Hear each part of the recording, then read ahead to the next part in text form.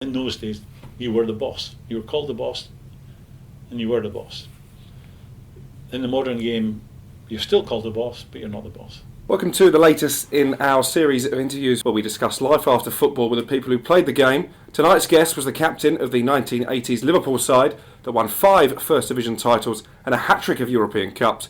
He's also one of very few Brits to have both played and managed in the UK and abroad. His coaching career took him across Europe, starting at Rangers, with spells at Liverpool, Galatasaray, Benfica and Newcastle, among others. Following his managerial career, he has since become one of the most recognised pundits on TV. Good evening and welcome to Graeme Souness. Thank you. If we can go right back to the start of your coaching career, your first job was player manager at Glasgow Rangers. How did you manage to balance the two roles? How difficult a challenge was that? Well, I was a young man. When I was offered the job, I was playing in Italy, and I'd just signed. I'd been there 2 years. I'd signed a 3-year deal at Sampdoria. 2 weeks before I was offered the job, the president, Mr. Mantovani, called me in and said, "Was I happy to stay for the 3rd year?" And I said, "Yeah." So on the strength of that, he sold a player to Inter Milan, a chap called Mattioli, who was a central midfield player, and he was promised to Inter Milan at the end of the season. 2 weeks later, I got offered a job at managing Glasgow Rangers. I'd never even thought about coaching, managing. And then I had to go back to the president and say, "Look, I've been offered this job, I just can't say no to it." So he was a man of his word, and he was we weren't happy. He'd sold my replacement. I promised to sell my replacement, which he couldn't back out of. So I ended up leaving, and I went into that job straight from playing to become player and manager. When you're a young man, fear is not a word that you even think about. I never thought twice about it. I thought I can do both these jobs. I was fortunate I had good people with me, and looking back now, it really was. Maybe it's changed. Maybe the game's changed with the demands of the media and maybe in certain other areas. But at the time, going to manage a big club and play for them at the same time, I didn't see as a problem, but it was very, very hard. It's not something you see too often now. I think Glenn Hoddle, probably at Chelsea back in the mid-90s, was the last player manager in the Premier League. Is that a reflection of how the game has changed? Is it difficult now to do that role in the modern era? Yeah, definitely. I think it's hard enough. Anyone will tell you it's hard enough being a manager. You know, especially at a big club where really I think today you can be forward planning to the extent of maybe 6 games, 8 games, and then if it's not going well, your head's in the noose. To combine playing and managing, I think at the big clubs today, certainly in the Premier League, would be impossible. Then when you factor in the demands on a manager today, stroke coach, in terms of the media, the spotlight's on them today, double difficult. Now an impossible, I think. And after Rangers, you went back to Liverpool, a club where you've been idolised, you've won so many trophies, as we talked about in the introduction to this interview. Was that a big gamble for you? Looking back with hindsight, it was a mistake. Why did you say that? Why do you think it was a mistake? Well, I'd done the hard work at Rangers. 9 years prior to me going to Rangers, they hadn't won the league. They were playing second fiddle to a strong Aberdeen, strong Celtic, even Hearts and Dundee United, with Jim McLean in charge, were all good teams. And they were drifting. They were having gates at sort of 15,000, and they were going nowhere. So that was a gamble to take that one. And we'd done the hard work. We'd created a very strong outfit there, and I think subsequently Walter, who inherited the job after me, did a marvellous job. But he would tell you, he inherited a pretty good setup when I went. So going to Liverpool at a time when Liverpool needed a similar story. They needed rebuilding. They needed new ideas. They needed people to. There were serious players there who were coming to the end, and no one likes to be told that their days at Liverpool or any other big club are up. And that was part of my job, to go in there and deliver bad news to certain individuals, and it was a difficult job. And I think I tried to do it too quickly. Made too many changes too soon. But I think there's a very similar story now to the one at Man United, where you got David Moyes follows 25 years of non-stop success, following Fergie. The expectation level there is enormous for the supporters. It doesn't happen immediately. So after a year, he leaves. Then the next one in, similar expectations. throw a lot of money at it, and it's still not happening.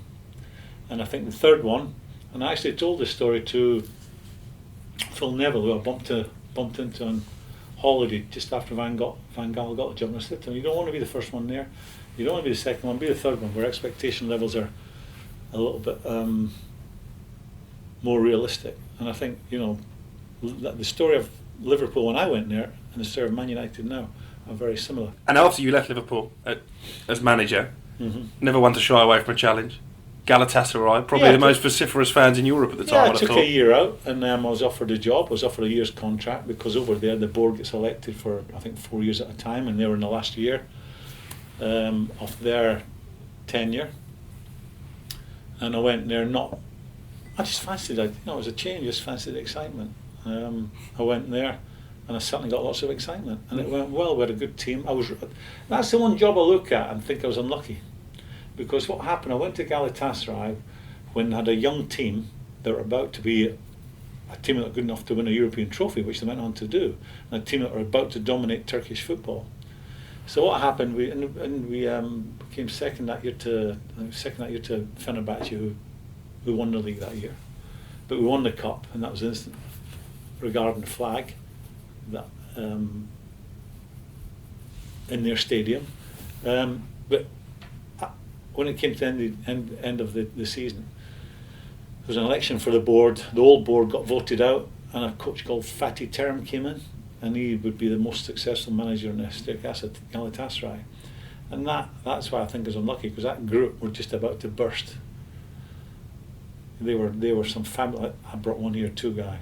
There's Hakan, Sukar. There was we had some really top players, and I think that the nucleus of that team, a good 5, 6, maybe more, were in the Turkish team that were in the World Cup in Korea and Japan that finished third.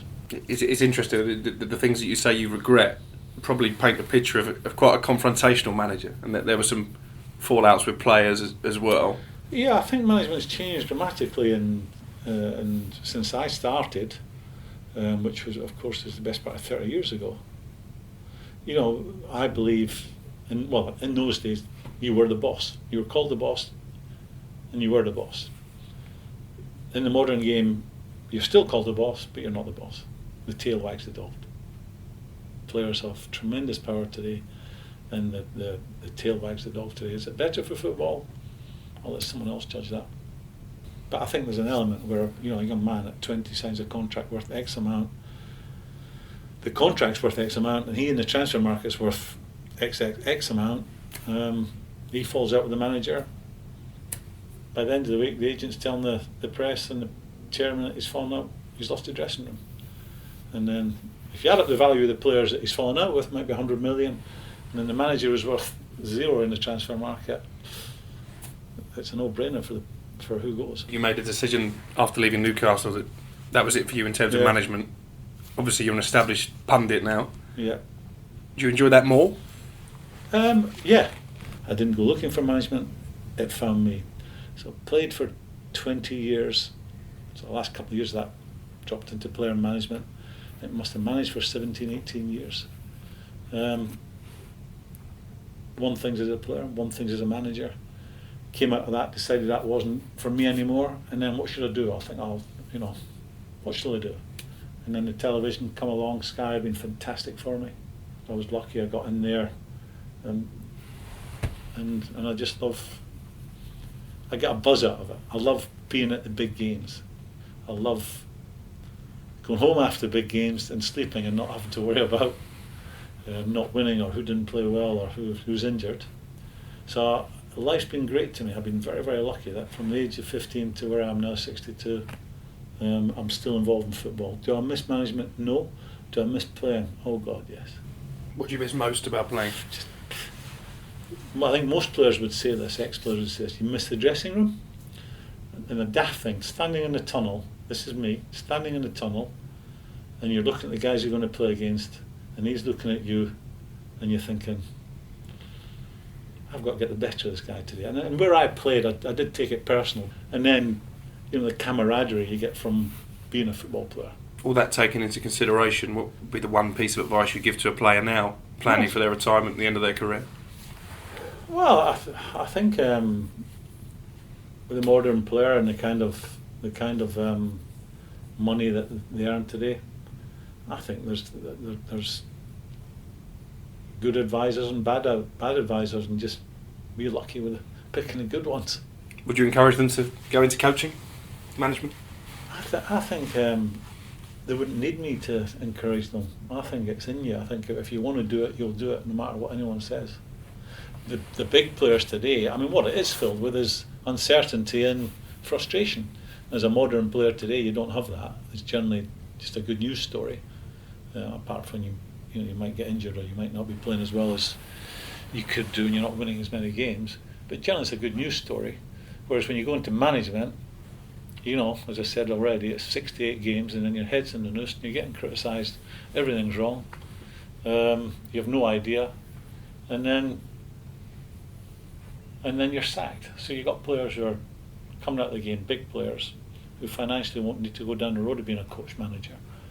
But there'll be others who it doesn't matter what you give them in monetary terms will want to do it anyway, and they're the ones that they've got a few kicks, but they'll keep coming back because they just love the game of football.